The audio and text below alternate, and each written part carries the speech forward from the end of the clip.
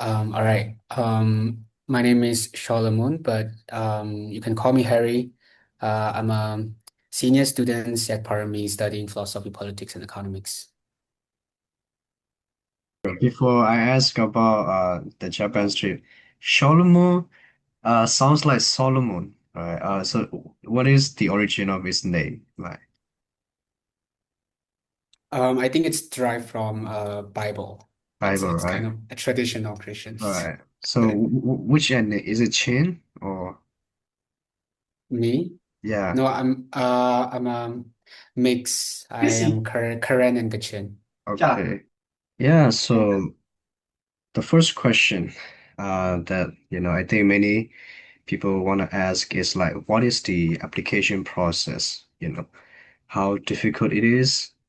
And, if any future classmate wants to join this kind of trip, how should they prepare for it? You know, what is the experience like? Okay, I think, well, I forgot the application process, but it's kind of like you have, I think it also differs based on what program they will be participating. So I think it might be an essay, it might be a video essay, or it might be a pitching of your ideas and so on. So I think it can be very different. Whether it is difficult or not depends on the applicants itself. And also applications on these kind of program require you to be able to have extracurricular activities and prior, especially for Parmi community. So it's not just you having a very good grade, a very good CGPA. It's also part of how you demonstrate your leadership skills and leadership practice across Parami University community. So if you can show your extracurricular activities and your leadership potentials and how you can present Parami University in these kind of very broad stakeholders can be a good benefit for you to be able to select it, regardless of your GPA and grades. I'm not saying that GPA is not very important. What I'm saying is it has to be comprehensive ability of yourself. You might have a very average GPA and you might have a good leadership records so that the schools might be select you to represent Parami community. Yeah, I think that what stands out among the other peoples. Serious. That's cool. That's cool. Um, so what during the trip, what do you uh what is the most memorable about the trip, and what did you learn from that trip? Well, I think there can be lots of things that I can learn through, which I reflect a lot. But sledding some part of memorable things to be learning from Japan, it's not just we are going to Japan as studying these lectures and also visiting to the community organizations. It's also a part of you are experiencing Japan as a part of Myanmar young people. It's kind of you are bringing your lived experience of Myanmar citizenship, I would say. So it's kind of you are doing a comparative analysis between Myanmar and Japan. So it's very different socio-political situations across two different countries.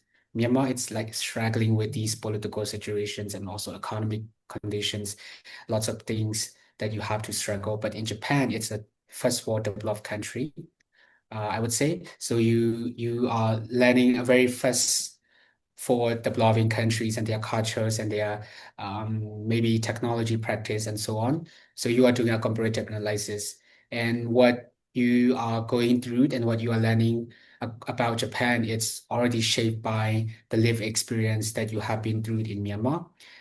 So what I learned from Japan as a 2 week studies, um, having a glimpse of Japan society, it's the strong bond between the people across Japan and also the relationship between the people and the government. So they have these very strong trust between the people and the governance, and also between the individuals. So if you lost something, You do not have to worry of losing it permanently. You can find across the police station and then ask for your lost item, and then you might definitely get your lost item.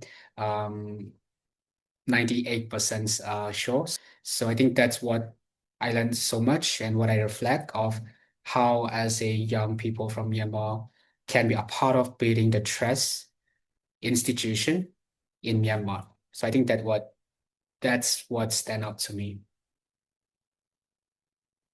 That's incredible. And these are yeah, that's something we also need in Myanmar, but maybe in the near future. I think Myanmar's foreign student can be part of the leadership that will one day transform Myanmar into similar to Japan. You know, Japan is a good country for many Myanmar to learn and uh, make a copy, emulate, to emulate. This is your first trip to Japan, right? So, like, what fun activity did you do there as a part of the group and also by yourself? Like before you go, also like, what do you expect to see in Japan? Do you mean, could you repeat the questions? What do you Yeah. mean by activities? Right. So, okay, this is your first trip to Japan, right? Yeah. So, like, what do you expect to see in Japan when you go? Like, what kind of fun activity you were hoping to do there, but like, either you could have done it or you couldn't do it. But like, what was your expectation before you go to Japan?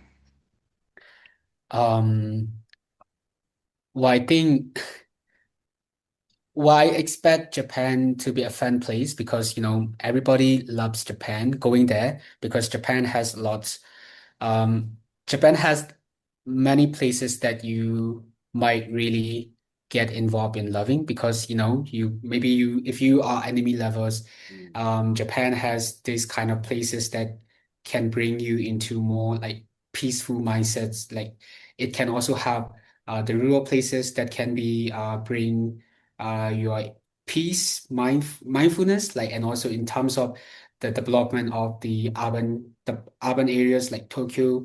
It has a very advanced technologies, advanced infrastructures um, in terms of the living standards. So yeah, I expect to be very fun because I want to go to Shibuya crosswalking. I want to go to um, some places that I might try the local street foods, especially ramen.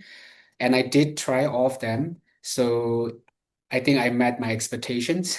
And in terms of activities, I think we didn't have a chance to um, do some sort of very fun activities, I would say, to be honest. But because the program is very structured and also the program it has been really prepared because you are going there as a part of the partnership between Paramount University and the International Christian University. It's kind of two different institutions with the same values because ICU it's also a liberal art private non-profit institution. Paramount it's also private non-institution, a liberal art institution.